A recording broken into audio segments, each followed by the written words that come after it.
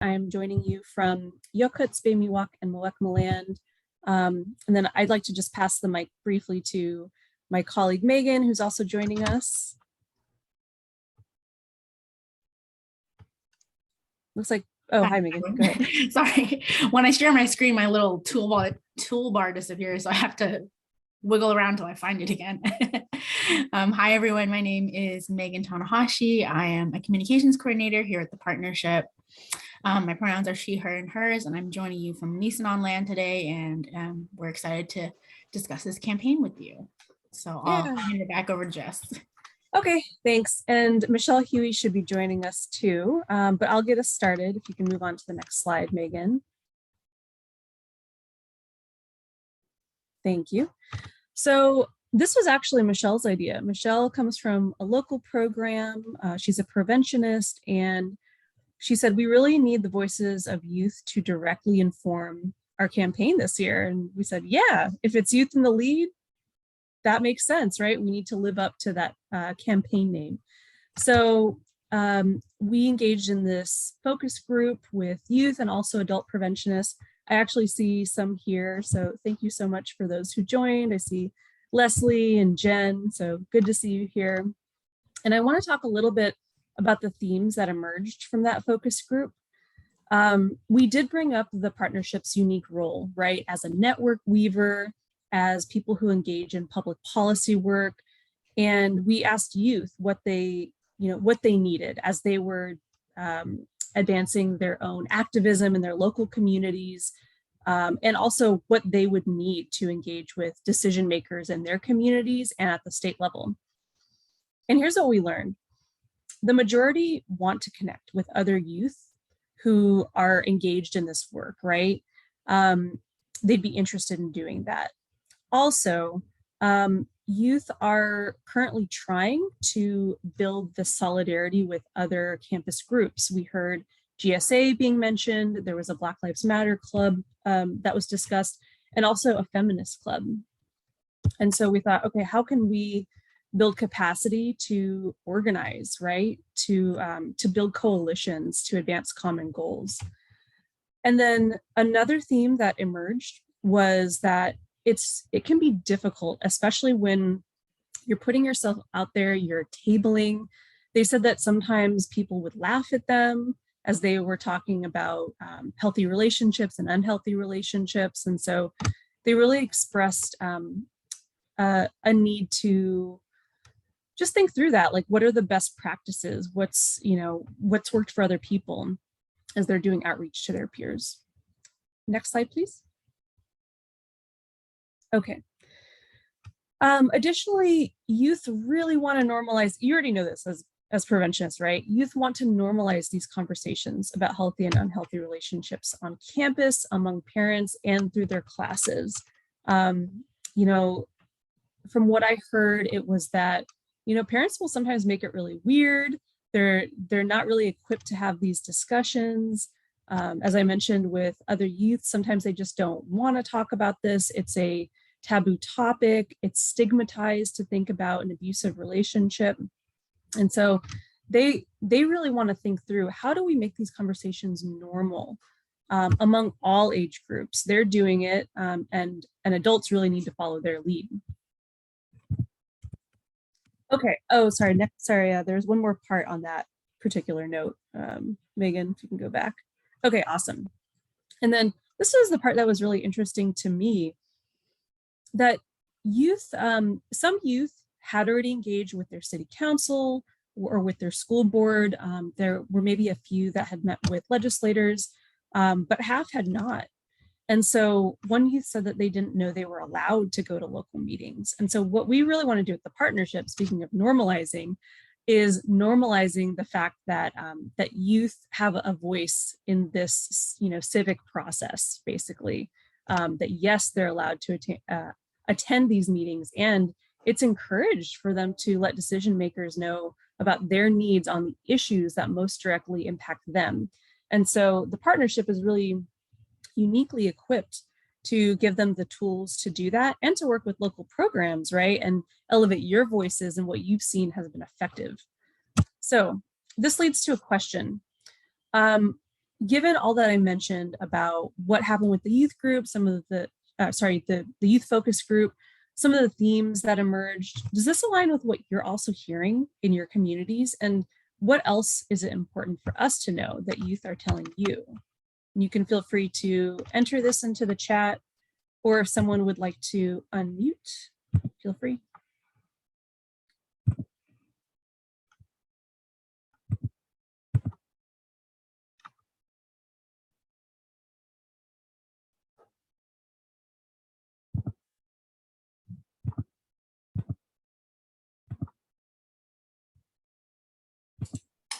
Yes, my name is Stephanie. I'm from Interface Children Family Services. I'm a project specialist. So some of the stuff, just really uplifting, Jessica, what you were sharing from the focus group, lack of consistency and support. Like you were mentioning, getting teased from their peers, but also, not necessarily getting the support from the school and really implementing programs and starting a dialogue. So I think that when normalize, conversations and avoid the confusion on what is a healthy relationship, because if they're only hearing it from their peers and maybe the principal or teachers are not really inviting those types of conversations, it's just going to really perpetuate. And then in regards to parents, they may be having a situation, a domestic violence situation in their home. And so that also sheds light on that uncomfortability of talking about what a healthy relationship. And when we offer domestic violence effects on children, and so even the early childhood educators say, well, how do I start the conversation with my kids when I'm in that situation too? And so we have ongoing TA sessions to really help, build a sense of community, provide resources. And a lot of times, folks will share that it's in a sense like therapy, so I think it's just so many things. When I look at this question, I'm like, oh, I can spend an hour answering, this question, but I think it really, talk about how the parents can have a healthy relationship and what services are for the parents, because parents are models for their children. So if they're learning these, if they're learning that having a healthy relationship is so important, but it's not happening in their home, so how can we bridge that gap? So I know that's a long response, but I will take it to whoever else would like to share. So thank you. Thank you so much, Stephanie. Really appreciate what you were saying about multiple entry points for parents, especially, and for youth who are witnessing violence at home. Thank you. Would anyone else like to share?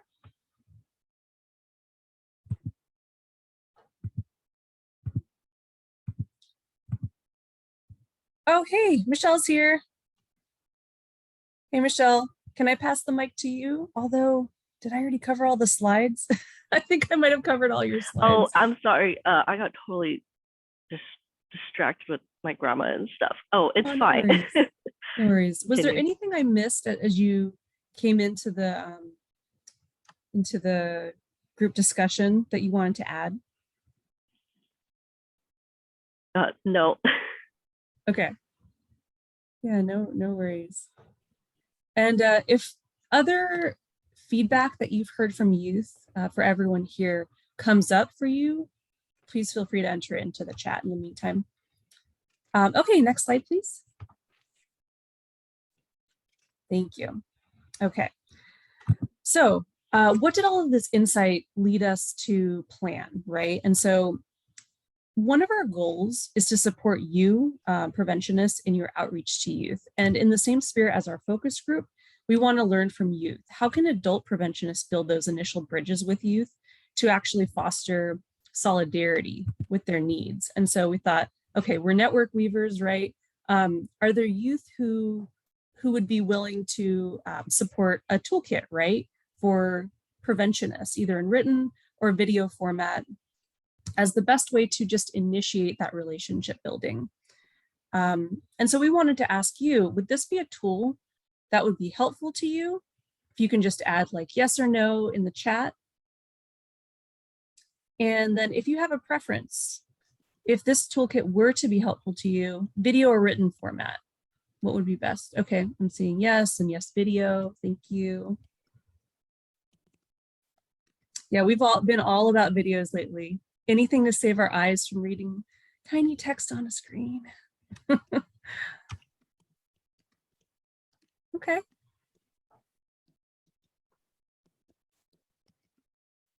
Okay, thank you, Stephanie. Okay, appreciate that feedback. Next slide, please.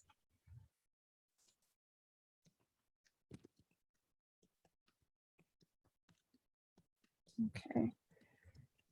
Was there a slide prior to that, or was this the next one? Youth-led strategies, and then, oh, perfect. Okay, sorry, I saw a different one. Educating policymakers. So, you know, this is an area where the partnership really strives to bring in the voices of youth and build their capacity around voicing their needs to legislators. And so alongside this ongoing need to get dedicated prevention funding, and in order to make it effective, right, for youth to be able to reach legislators where they are, oftentimes it's on Twitter, to be honest. Our policy team has told me that many policymakers run their own Twitter accounts. Sometimes it's a staffer, but more often than not, they want to be the ones tweeting out these messages. So they do see this information. So we were thinking of a statewide day of action for Orange Day, right?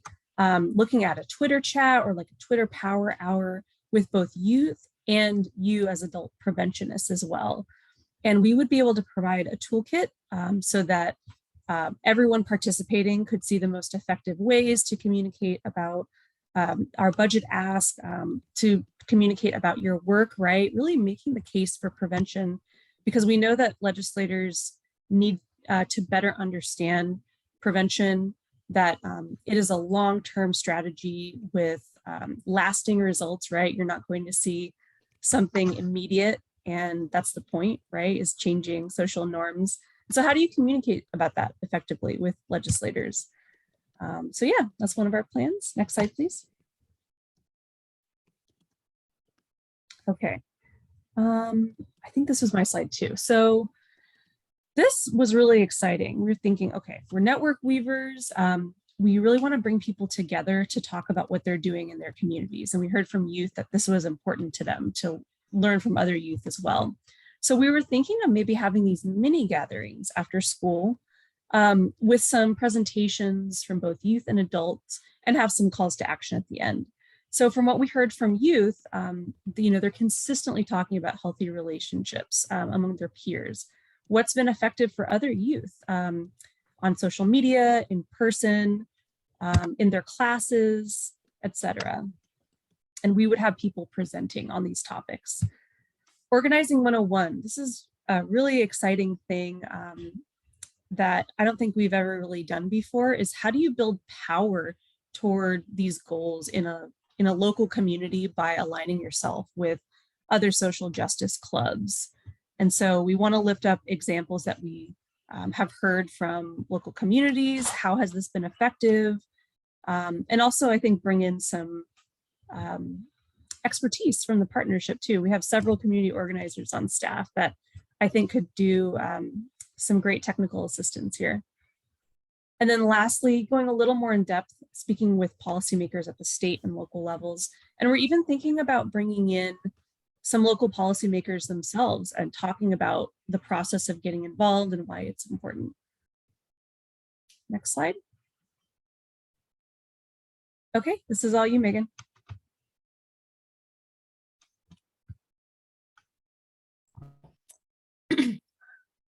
Sorry, even if I'm organizing my screen, I still have to wiggle around to try to find that little toolbar to unmute. So in terms of social and traditional media, we are focusing on lifting up youth advocacy and organizing for intersecting movements, elevating the voices of youth.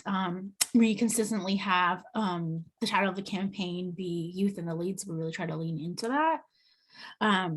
And we noticed from this last DVAM campaign that really the things that resonated on our social media were these short form videos that really get to the point and drop the jewel, if you will, that very TikTok style, right? That's just kind of the attention span that we've all adapted to these days. And so I don't want to say just youth, because I know I'm guilty of it as well. But really driving home the point very quickly, not spending too much time in the lead up. And we've had some success with some reels during our DVAM campaign. So we're trying to incorporate that as well into TDVAPM. We are also thinking of pitching an op-ed written from an authentic youth or group of youth voice about the things that they wish that adults knew, and really trying to, again, amplify their voices with media work, which is something that we haven't done yet. So opening up that avenue as well. And then pitching a youth forum to a media publication. Excuse me. There are often times like press conferences or similar sort of media events that you can invite journalists to, where youth can then, where the media are going to be beholden to the youth, and the youth will have a platform to speak with media about topics that are important to them. So again, passing the mic and making them authentic messengers, and really leaning into other ways we can help amplify their voices. I know that we in the past have had done that with either a storytelling workshop. We've done that with the way that Orange Day was formatted last year. And so really now other ways and other avenues and other audiences that we have yet to tap into. We're trying to have youth be present there. So our question for you is, what youth-led social media strategies have been successful at your organizations? Feel free to drop them in the chat or come off mute. We really want to hear from you.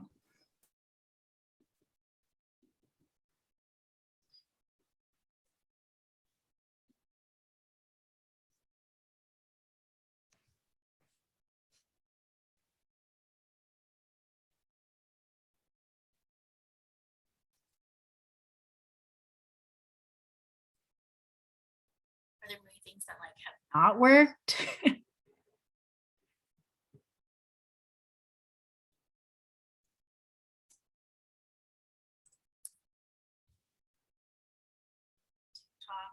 Podcasts on the website. That's great. One of our youth leaders did a PSA on the local radio station. That's great.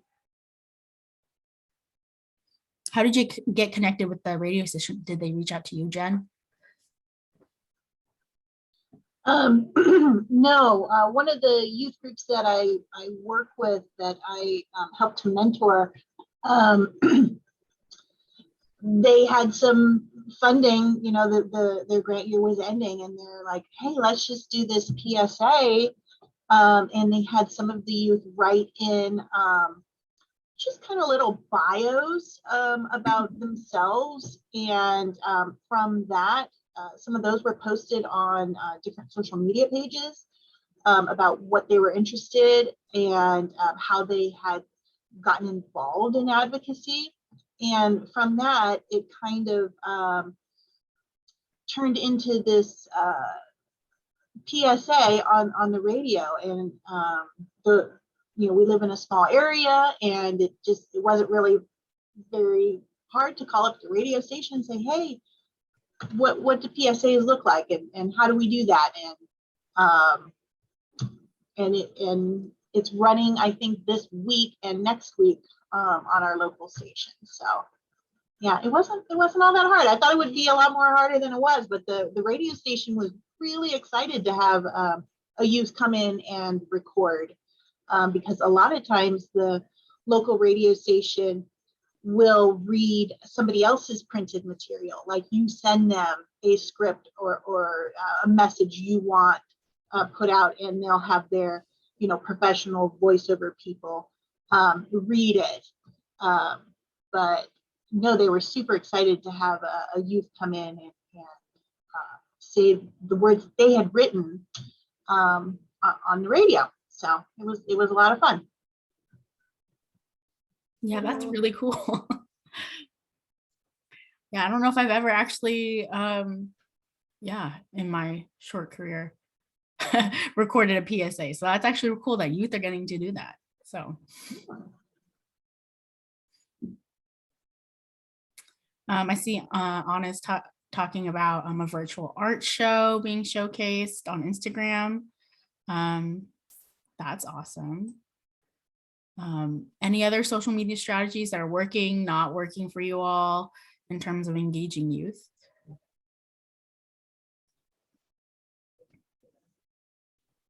All right. Sorry. Go ahead. Hello. It's Anela Bonilla from Women Haven in Central California. Some of the tools that we have been using to engage the youth is having like interacting stories on Instagram and Facebook, like the one that you put like, oh, I don't know, this or that, or where they can, and we can get that feedback from them too. So that's some of the things that we implement last year, I think, and this year, the beginning of this year, and that's something that helped us a lot with the youth. Yep, all of those stickers and Instagram. Yes. I know they definitely catch my eye too. So. And also memes. Oh yes, definitely memes. All right, so we are returning our campaign visuals to be designed by youth initiative this year. This is now the third year that we're incorporating this. And so last year we had Alani Summers lead the graphics and for this campaign, and also she came up with the tagline "United for Healthy Relationships," and this is her original artwork. And so we actually, just before this meeting, I got the form together. So I'm going to drop that in the chat now. If you want to start spreading this around your work with youth and asking them to apply, the deadline to apply is December 13th, so 3 weeks from now, roughly, give or take. And we're looking for graphic design proposals from young folks ages 15 to 18. There will be a paid opportunity, so $500 stipend. I have a background in graphic design, and so I'll be there to support them. If you take a look at that form, all the information is there. The steps to apply. I tried to be as clear as possible in the beginning. So it is a little bit longer of a form, but if you have questions, I've tried to include links there. So if you're sharing this with youth, you can reference back to it. Some notable things that I want to point out, actually, maybe I should share my screen of the form really fast. Let me do that. Just so you can get an idea of what I'm talking about here if you don't have the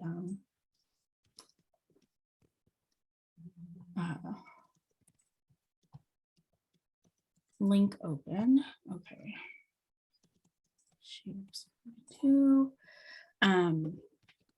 So as I said, the paid opportunities here, again, we have the deadline at the top, so by 11:59 p.m. And then our decision will be made by December 15th, so we'll follow back shortly after. This is a list of the materials that we would like to be included in the campaign, but we did want to make the expectations clear that these don't need to be created ahead of time to be submitted with the application. I know that was a point of confusion in the past. So this is just to let the youth know of kind of what they would be getting themselves into if they were to apply, what we're looking for, and to see, you know, if that is something that they want to create. And then another expectation here is the time commitment will be roughly 1 month. We'll start work with them almost immediately after we make the decision, try to meet with them before the end of the year. And the partnership is off starting the 24th of December and that whole week through New Year's.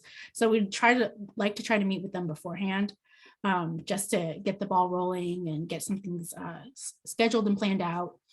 And then they'll have basically pretty much all of January to create these materials, and we'll work with them to go through some drafts and a few rounds of edits and feedback. And then also, if you're curious of you're like, I'm not sure what the heck an aspect ratio means, what that looks like, you can go ahead and visit the 2021 link to Alani. And I've gone ahead and uploaded what each of those images ended up looking like. And they each have a label so it corresponds with the labels on the form. And the aspect ratio, really, if you're curious, is just the sizing. Yeah, if you have any questions from your youth, that's kind of where to find answers. We've also provided a couple links about the partnership and about teen dating violence, so they can go ahead and get a little bit more information if they'd like to let that inform their idea for the campaign. And then really it's just a matter of, not all of these fields are required, but some basic information is required. Asking a little bit about their experience, but again, not required. And then the main things that are required is the idea for the tagline. So like I said, Alani did Youth in the Lead, United for Healthy Relationships. So asking them just to kind of name their campaign almost. And then 1 to 2 paragraphs of what their idea is, what's their concept, what would that look like? And then there's some space to attach some samples if they choose to share that, and an area to explain those samples if they'd like. So, I see that I need to change this date to the 15th, but other than that, everything else is up to date, and the deadlines are in here, when you'll hear back from us. All the information is in this application, so just go ahead and reference back to it if you have any questions from the youth. Otherwise, you can always reach out to us. Our emails will be included. So Megan, can I ask you a quick question about that? So I know in previous years, we have had youth artists very comfortable with particular media, like Anastasia really liked using painting as well as drawing. And so they were able to scan that and actually just put that in a graphic design. So can you clarify, what basically just all the different kinds of media that we're accepting? Because it's a pretty broad swath. Sure. Yeah. Let me go back really fast to sharing my screen. So down here in the which of these artistic mediums / design programs are you confident in using? We're open to all of these and above, as long as we can get it digitally and uploaded to the computer in a good resolution, and we can size it to all these different sizes that we need. It could be, photography, if they're really into photography and they'd like to, do a photo series that they coordinate and then they can edit. And then also, as Jess mentioned, paintings, drawings are acceptable as long as they can get scanned into the computer. Actually, Alani's piece, she hand drew all of these figures and then digitally colored each of the different flags onto their faces in Photoshop. Another point too is part of the support that I'll be providing is if they'd like to kind of refine any skills with Adobe Photoshop or some of the other more advanced design programs, I'm there to help them. And, if they have an idea and they just don't quite know how to transfer it from a physical piece into a digital piece, I can also workshop that with them as well and let them know, this is kind of like some ideas to get you there. Maybe that aspect is not possible, but we could try this instead, and provide guidance in that creative aspect as well. So yeah, let me get back to the PowerPoint here. Were there any other questions folks had about that form or what that process looks like? Anything like that?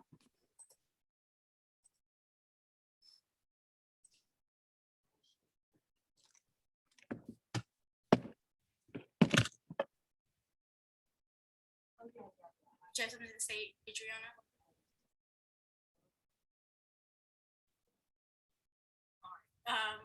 So with that said, we're curious to know your plans. Go ahead and put in the chat, or again, come off mute, let us know what your plans are for TDVAPM, what has worked again in the past for you, and what are you going to adapt moving forward for 2022.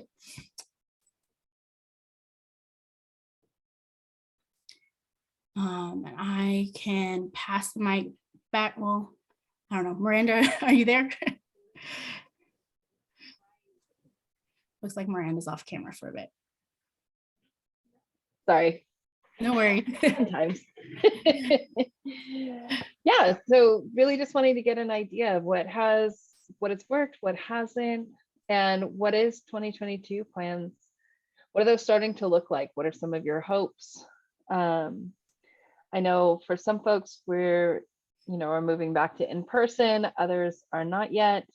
And what kind of feedback are you getting from the youth that you're working with? And please strongly encourage folks, turn on your cameras, unmute if you feel comfortable, that'd be great.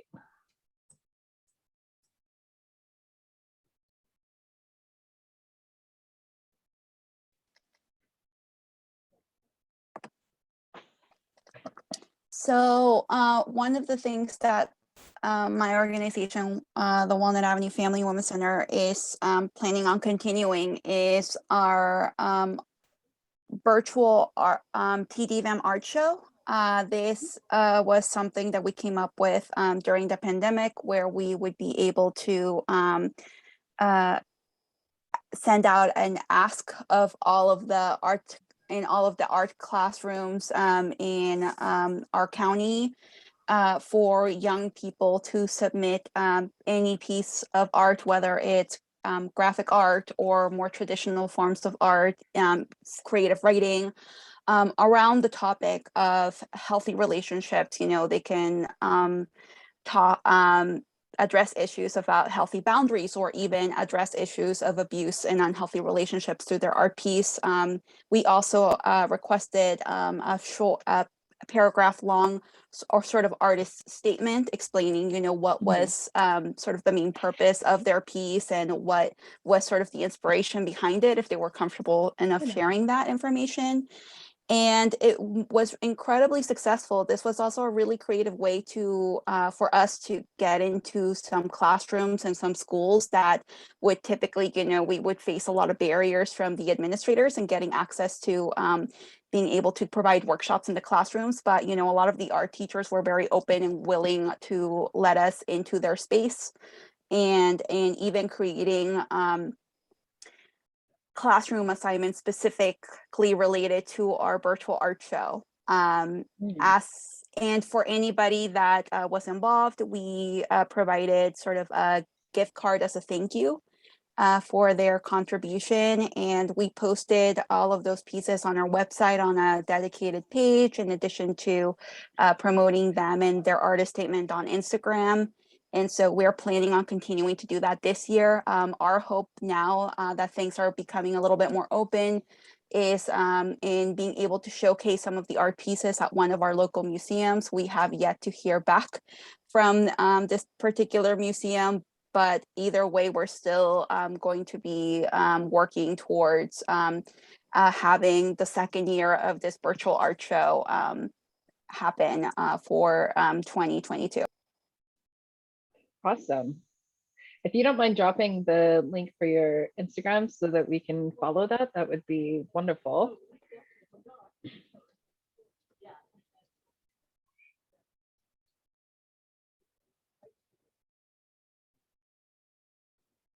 And Jen shared, last year we recorded a virtual roundtable discussion with local youth and then edited the recording into smaller snippets and shared them on our social media pages. And Jen, if you don't mind me picking your brain, what were some of the jewels that came out of that? Well, we had like 3 questions prior to the discussion, and we had sent them to the youth that this was what we were going to be discussing. And so they had a chance to kind of organize their thoughts about what they thought was a healthy relationship, and what were some red flags that they had seen in relationships with their peers or family, or just at school in general. And we had worked with these youth on various other recorded programs, and so they seemed to feel really comfortable in front of the cameras and stuff, and so it just really felt very normal and natural, as much as it could be over Zoom. And they were just all so open to hearing each other speak, and it was just really great. So we edited each snippet around a specific question, and then over the course of like 3 weeks, 1 per week, we would put out that recording onto our social media and kind of highlight that, so that we could get as many eyeballs to see it as possible. So it was a lot of fun, and I hope that we are able to do it again this upcoming year. Yeah, thank you so much for sharing that.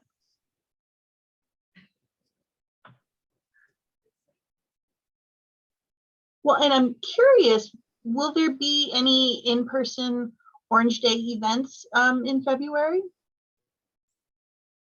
As far as like in Sacramento? Yeah, we are not going to be able to do that this year, as we were talking with our policy team on the status of the budget ask and the timing. And the recommendation was the more effective route was to do like the Twitter Power Hour and Twitter chat and look at other alternatives. So that's where we are right now. And I know that we've been able to do it for a couple of years, and it's been really great. And we're trying to find what aligns best with the timing of what's happening in the legislature with our events too. Is there anything I missed there, Jessica? Nope, I think you covered it. Perfect. I know another thing too, in terms of meeting at the Capitol specifically, is just the COVID rates again. They don't have any kind of sense, and they're also being very, very cautious of like who's allowed to be there. So it's another factor, and I know we're even trying to look ahead for that for even in May for Policy Advocacy Day. So still a lot of what ifs. Yeah. It's a standard we're planning A through Z, and we've got some backup plans from there too. So trying to figure out what's going to be the safest and most sustainable option for folks.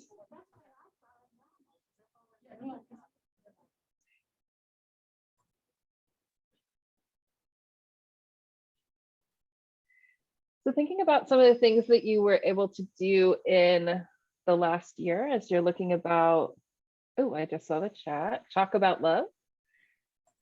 Andrea, can we pick your brain about that? Yeah, so the students chalk up the sidewalks with positive messages about love. We provide the chalk and the information. We've partnered with several different teachers, and some of the students did it ahead of time. So like one specific class went out and chalked up the whole school, and then the rest of the students came out and saw it, or it was done the night before. It's really fun, and they get super engaged Just if you do it like right then and there, you have to make sure they're not writing anything crazy. We didn't get to do it last year, obviously, because no in person, but it is something that we've done several years. I've gone out and done. The kids really have a fun time with it. Nice. And then for the other youth, it sounds like they got excited and wanted to create their own messages, or? Yes, they did. And then we also had like our information table out during lunch. So then we had the table full of like information on healthy relationships. We borrowed a bunch of stuff from Love is Respect. Okay. And we also had like a spin the wheel kind of game, so that there was like incentive items that they could get on top of the information. Nice. We used to have a prize wheel and we could just take out the inserts for different events, and it was highly effective. Because if you got pens or any kind of thing that people can walk away with, one of the things we started doing when I was in a local program was creating buttons and using like popular meme formats and just kind of flipping the script essentially on what the messaging was, and like reframing into healthy perspectives, but giving sometimes the option for the youth to like bring in your own images, and like we'll make it work. Oh, that's cool. If you bring stickers too, the youth will just like go to your table. Oh yeah.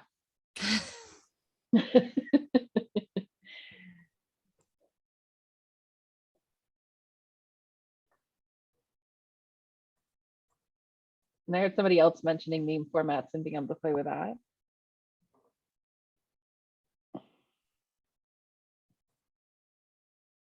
So thinking about what kind of messaging is effective for youth in reaching their peers, especially one of the things that we had heard about in the focus groups was the notion of sometimes youth like seeing the table, seeing the information and kind of laughing about it, or it kind of becomes a joke, which we know is kind of that guys, or here's the front that I have to put up in front of like my peers. So what are some ways that folks have navigated that? Or as you're working with the youth and doing that mentorship and supporting their leadership, how do you help them reframe those conversations?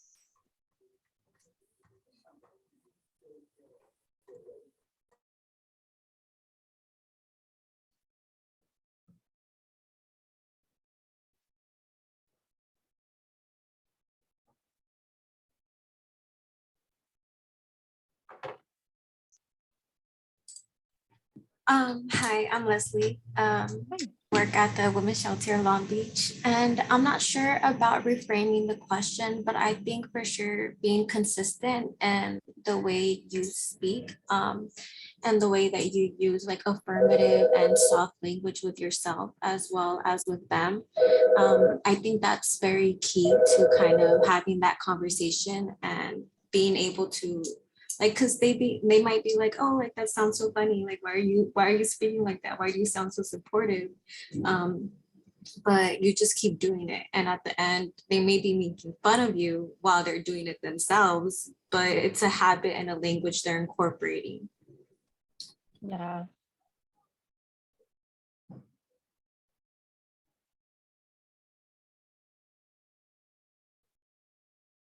I know it can happen sometimes when I've been out at tables and having the person who's like, well, I would argue, and it's like, oh, it's actually not an argument, like let's have a conversation. You know, that quick shift, and they're like, oh wait, you're not going to argue with me, like, oh, healthy relationships rock. Yeah, exactly. Like, I'm sorry, I want to be happy. It's so funny that we're talking about this because at the partnership, we just had like an organizational healing session where we were discussing like, how do we have tough conversations? I know that's not something I learned growing up, and I had to navigate how I listen, how I affirm my colleagues, and then how I, in the end, like advocate for my needs. And it's like, it's really is a 3-step process. And if one part of that process gets too big, it does affect the balance of, the free flow dialogue, which is really what we want. We want people to feel like they can have an open conversation and feel safe doing it. So I think we're learning, like all of the adults are learning this just the same way that youth are learning it, and we can support each other. I know one of the things I've been hearing from, particularly from my kids, is the difference of how to interact in person again as they're coming back to school. And like, it can be kind of overwhelming because for so long they weren't around other youth. So then going back into school and how that's been an adjust and getting back into the clubs and things like that, bring them joy and things that they like doing, and like, oof, it's a little bit funky. So curious about ways folks are looking at supporting youth as they're doing that or going into large settings again.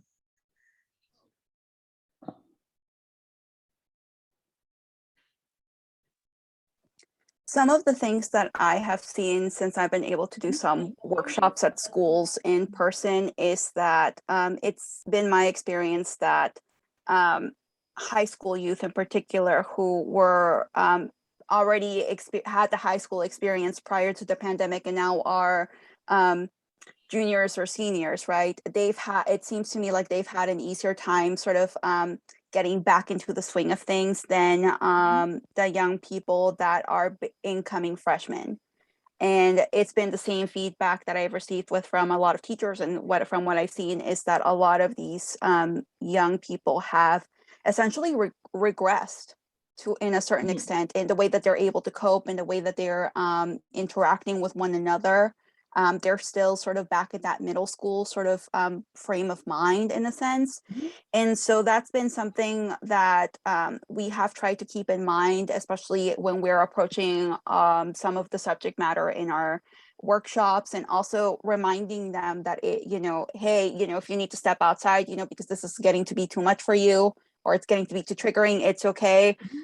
We usually have a conversation with the teacher beforehand, like, hey, please make yourself available for your students if they do need to step out and talk with somebody, privately, just so they are able to have support. And it just requires a lot more of a sort of intentional collaboration between us and even the educators that are having us in their classrooms, and to make sure that all of the students are feeling supported, and also on our end, not to feel frustrated because they're being rowdy or being, sometimes very sort of like troll-like in their behavior towards us, right?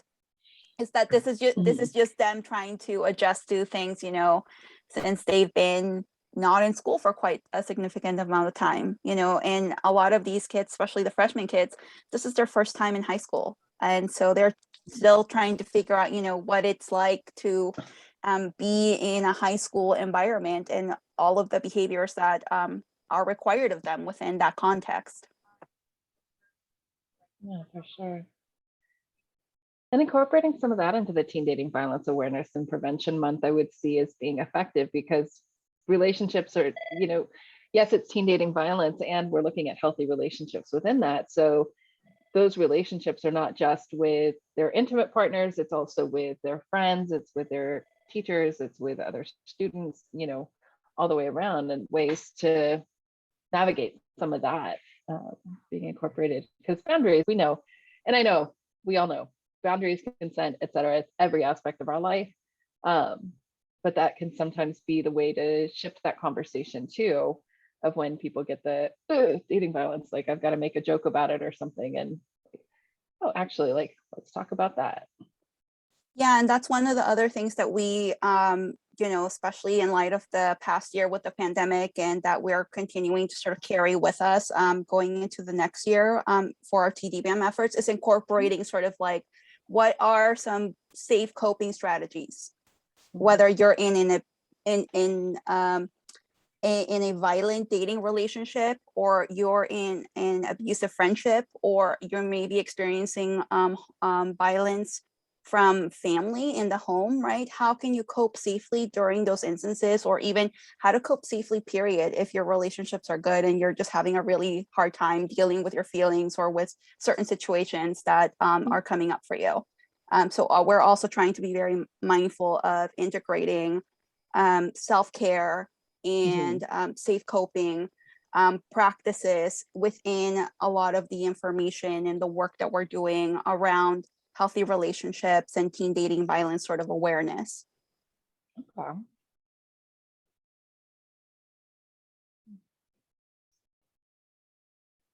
And is anyone partnering with the local, like, school programs, like your local GSAs or Black Lives Matter, immigrant rights groups that are on campus?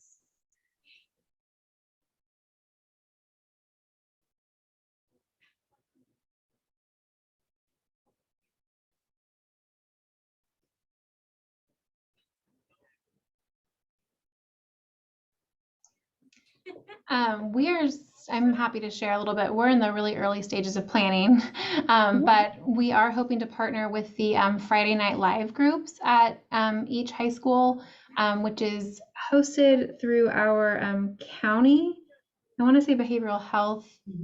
It's a behavioral health program, and so they have clubs at each campus, and we have tabled with them before during February, and that's been pretty successful. Like, we'll do some sort of interactive activity and table with them for a lunch period. And I did have some other ideas that we're talking through that I'd be happy to share if this is the appropriate time. Okay. Oh, of course. So one thing that we do every year is we do provide student announcements to the high schools that they can read for their daily bulletins. And it's one of those things where we're never sure if they actually do them or not. But last year, one of our high schools in Paradise, actually, they did a video daily bulletin. And so it was really cool to be able to watch their videos. And they were specifically like saying our daily fact or statistic about teen dating violence. So we were able to kind of like take screenshots of the videos and share that on our social media, which did well. We also are planning a social media campaign, and one thing that we want to do is create a once a week like graphic or post, and then in January we'll send it out to other youth serving agencies in our area and ask them to post it on a specific day. And so that way we can get a larger reach beyond just who follows us on Instagram. So I got that idea actually from another organization who was doing Breast Cancer Awareness Month posts, and they reached out to us like a month in advance and had it all mapped out already with posts they wanted us to post. So it just seemed like a really well organized idea. And then we also have a podcast where once a month we analyze a relationship in either a TV series or a film. And so in February, we'll be picking a teen relationship. And we put together a survey that we've been handing out at the end of each of our high school presentations, asking students like what they'd be interested in for February, and asking if they've watched any shows or movies with teen stars, so that we can kind of tap into the shows that maybe we're not aware of, but other young people are. And at the bottom of the page, we asked them to give their name and email address if they were interested in being involved in any capacity. And we luckily had quite a few people who said they might be interested. So we were thinking about doing like a teen special where we had teens host an episode or host some sort of a conversation with us for the podcast. And in the podcast, we analyze whether we think the relationship is healthy, unhealthy, or abusive, and why. And we kind of like talk about different things that have shown up. In that same survey, we proposed like a few different types of events and had them rank them like 1 to 5, like a Likert scale of their likelihood of attending the event. So we had like craft night, where they would make homemade Valentine's Day cards for their friends, karaoke night, which was actually really successful this summer when we were partnering for Chico Pride, a game night, board games, card games, trivia, movie night. We wanted to partner with the LGBTQ Resource Center in the county, Stonewall Alliance, and do like a drive-in movie option with like an LGBTQ film.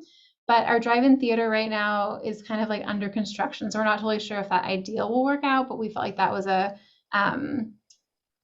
potentially a socially distanced event because people could be in their own cars. And then other ideas we had were like paint night, where we could have a local artist lead a painting class, and it could be like an orange theme or it could be a relationship theme, and then we could have conversations about that. And then the last one was speed friending. So it was like speed dating, but for friends. And we could have like questions that were prompting like deep, meaningful conversations and like get to know you and things like that. And what we're hearing in high schools right now is that they're really craving connection with other students. And there's a lot of like common themes of loneliness that's showing up. And like even in the survey, people are kind of like writing like, I need friends, or I need, you know, people to talk to. So I think the desire for connection is there. It's just trying to tap into what kind of event will be the most successful.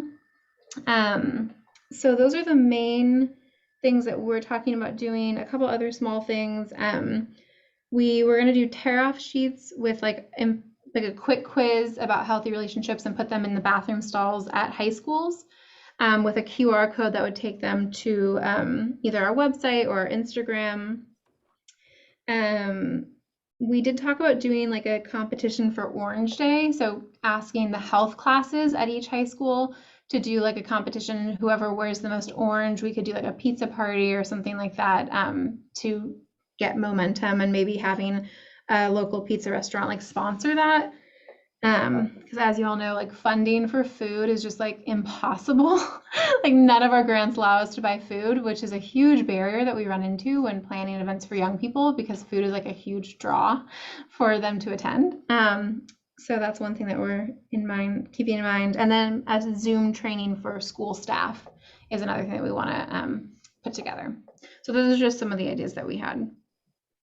That's great. I wanted to jump in there really fast, Sarah. You're in the beginning, you were talking about doing a toolkit essentially, right, for folks and partnering with them. And it made me remember, I don't know if you all have seen this new feature on Instagram called Collabs. So you can essentially create the post yourself and just invite all of the organizations that you're wanting to also post the same content to the post, and all they have to do is accept it, and it goes to their feed as well. So just a tool there if you wanted to check that out. That's awesome. I just clicked on it. Is it a paid service? No, it isn't. It is okay. The link that I sent is from like a social media scheduling tool. Okay. So that's like paid, but it's a blog post from them about Instagram's new feature. Awesome. I had no idea. That's a great resource. Thank you so much. Mm-hmm.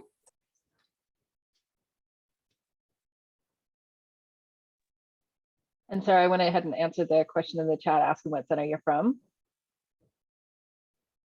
Yeah, we're up in Chico. We serve Butte County.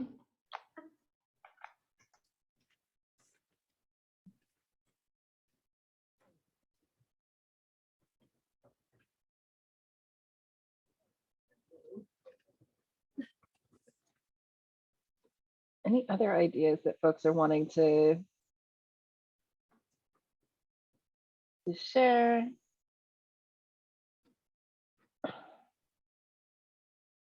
And Sarah, there was a question on what is your podcast called? It's called Love Chats with Catalyst, and you can stream it on Apple Podcasts and Spotify. I'll send a link out. We upload it to a website called Anchor. And I know I heard from a couple of people they were having to leave early. Not a problem. Know that we are recording, and this will be uploaded by the end of the day, along with all of the links, because we are saving the chat, so we can capture those.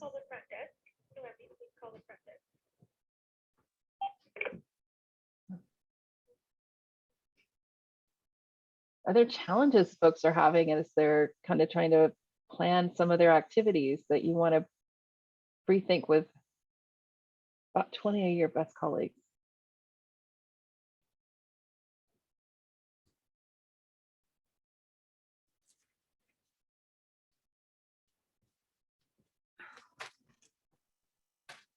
always got a lot of inspiration just hearing other people's ideas.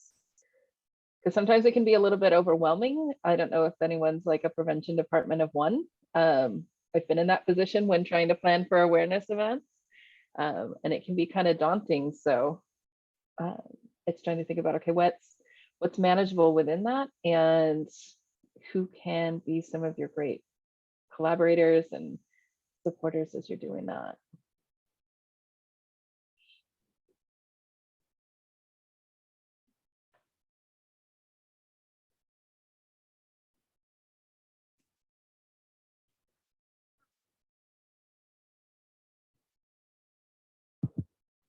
Miranda, a question came up for me. You mind if I pose it to the group? Yeah, go for it. Go for it. So earlier there was some conversation about adults really being within your audience too. You know, we're definitely trying to engage youth during Teen Dating Violence Awareness and Prevention Month, but this is also a great time to make adults aware of the resources that are available and the ways that they can have open conversations with their kids. And I'm just wondering how, if anyone's planning on like trying to reach parents during this particular time.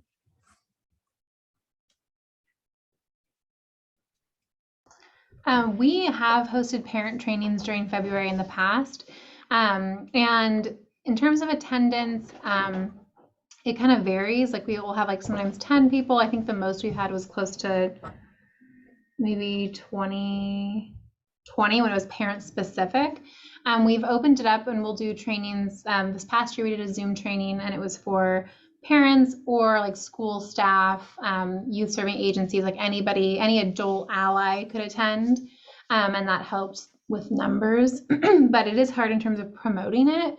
Like we'll just do it on our social media, Facebook, Instagram, our newsletter, but we don't, like, it's hard to kind of tap into that like world of parents like through schools. That's not as easy for us to do. But yeah, I think the interest is definitely there. Sometimes what we bump into though is people want to bring their kids with them. And that's something that we haven't really navigated before, is how to have the conversation about teen dating violence with parents and their children present. You know, it's like either with the youth or with the parents. So that is something that we could potentially explore, is what would that look like if somebody were to if they want to bring their kids with them, how would we facilitate that conversation? That's a good idea.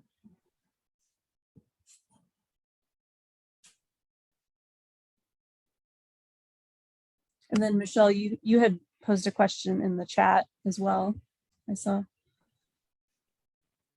Yeah, you know, this is like a very strange time where it's, you know, partially in person, partially virtually. And so I was just curious as to how people are reaching youth during this time, especially since now we're, you know, like almost 2 years into the pandemic, and man, I'm tired of looking at screens.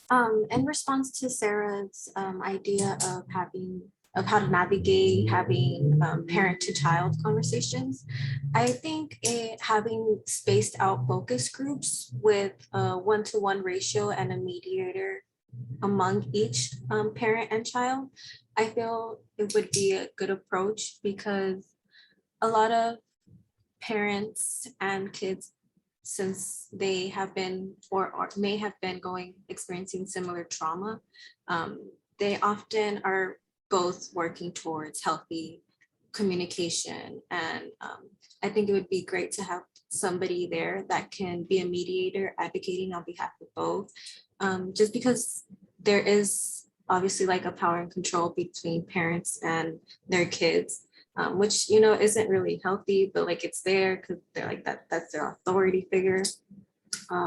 So I feel like there can be a lot of slips of like gaslighting or kind of diminishing experiences. So I think it would be a healthy approach to have somebody there as a mediator. So like maybe like setting aside focus groups with whatever's in your capacity and in your team capacity.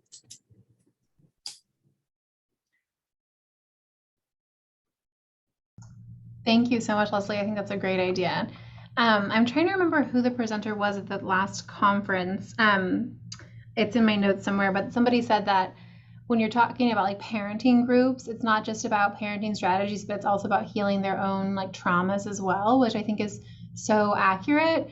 And so when we do parent trainings, we do try to also talk a lot about like healthy relationships, because they themselves might not be able to have those in their lives, or maybe they don't have that skill set. So it can be really hard to teach their children about healthy relationships if they themselves are struggling with that. So being able to kind of do both of, sorry, our phone keeps ringing, being able to kind of empower the adults to model those healthy relationships for the children in their lives as well.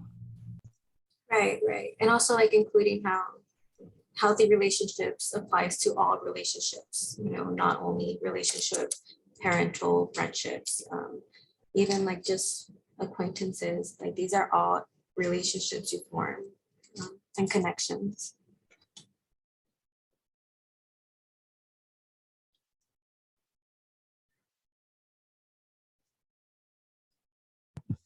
Okay, I don't want to get too in the weeds, but Leslie and Sarah, you kind of inspired this thought about op-eds. And we actually have an op-ed guide we can send to everyone, but that's kind of along the same vein that Megan was talking about, is like what I wish adults knew. But I also see op-eds as a way of reaching many audiences in a community, probably not as much youth, but like adult audiences basically. Where like how powerful would it be for you know, a survivor who is supporting their child, right, in breaking the intergenerational nature of violence, right, like making those intergenerational connections, and talking about the importance of healing and prevention, healthy relationships at every level, like you said, Leslie, could be kind of an interesting community angle, you know, and to lift up an authentic messenger there. Just a thought.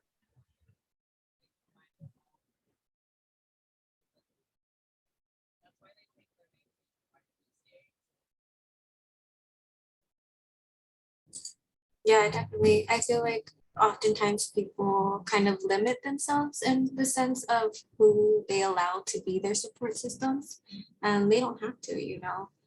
And that would definitely be a good conversation, because as people, I feel like we resonate more with storytelling than like facts and stuff. So definitely something along those lines. I can see that as well.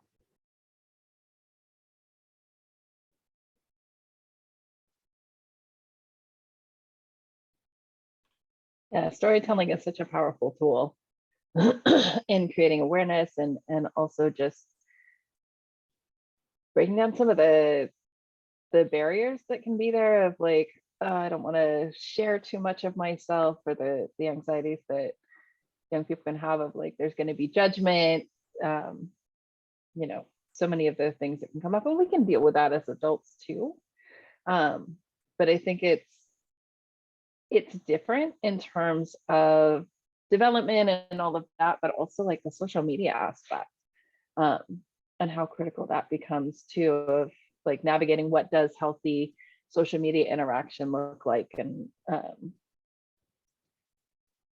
yeah, like and I know some youth have talked about having different accounts for different aspects of their personalities and trying to navigate those pieces too.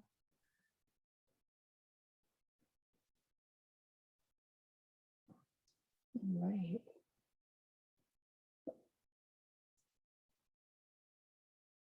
Can't wait to see some of folks' plans come to fruition and being able to share that. And for anyone whose organization has social media that you're going to be doing some of the work or planning on, feel free to drop those in the chat so that we can all be able to see what each other's doing and maybe get some inspiration. And we'd love to lift up the activities that folks have planned for our newsletters. So if folks have events that they want to highlight, you can send those to us for your awareness events and any trainings.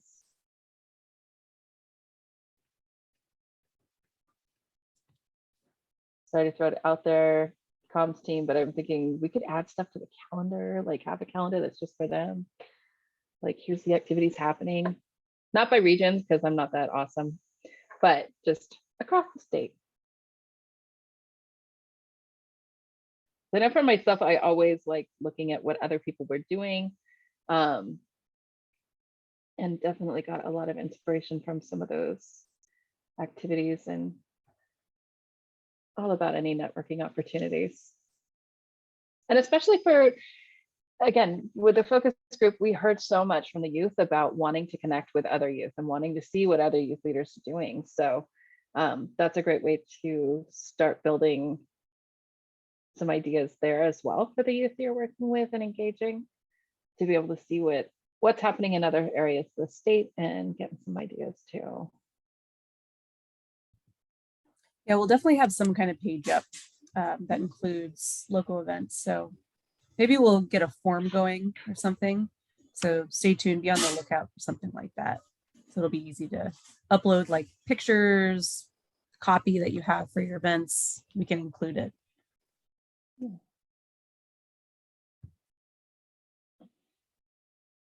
Any last questions that folks have, thoughts?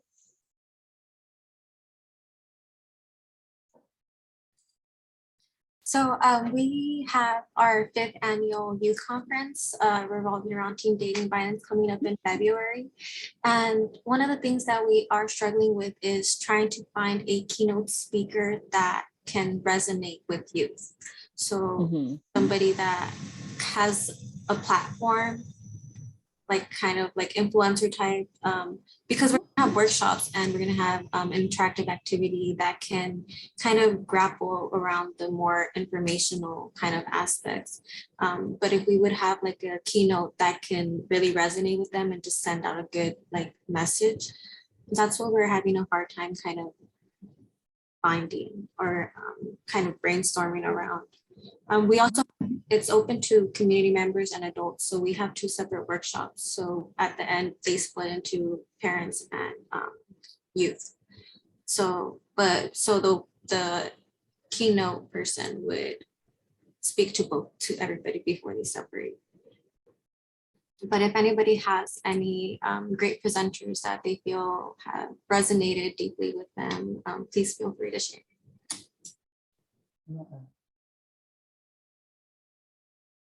And Leslie, can you drop your email in the chat so that way?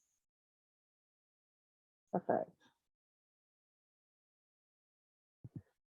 Leslie, can you let us know what the topics would be or what you would want that keynote to cover?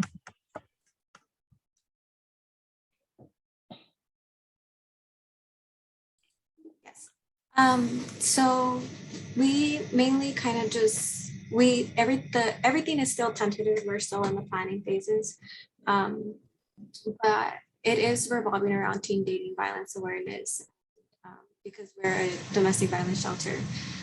So we kind of want to make sure that we are catering to our clients and making sure that we give them the information that they need for themselves. So I'm not too sure exactly. I feel like I think like, you know, I think everything always intertwines. So I don't feel comfortable limiting to one or like specific topics, but definitely like awareness, healthy relationships. It's the big one that it's building healthy relationships. We're also gonna incorporate healthy coping mechanisms and like mental health. That's kind of what we've been brainstorming as of lately. Thank you.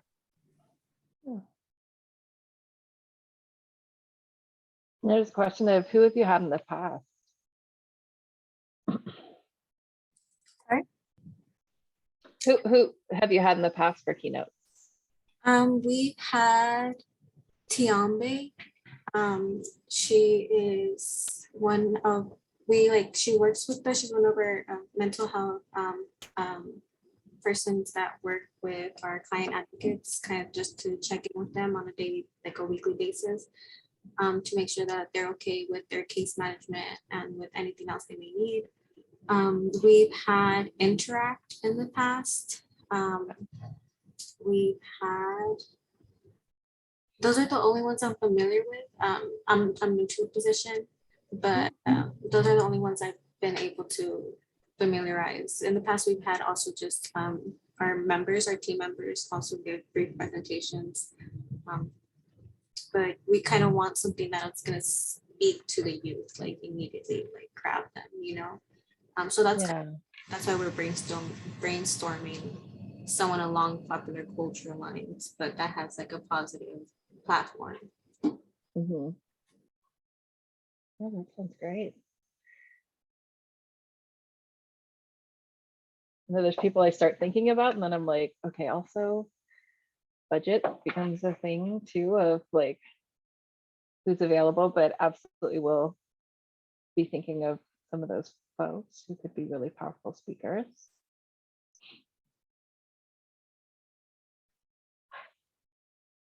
All right. I think we're winding down, so I do want to give last minute for any thoughts. Otherwise, we're going to have a few minutes back to our day. Like I said, I will get the recording uploaded to our resource library this afternoon. And I'm going to go ahead and stop the recording now.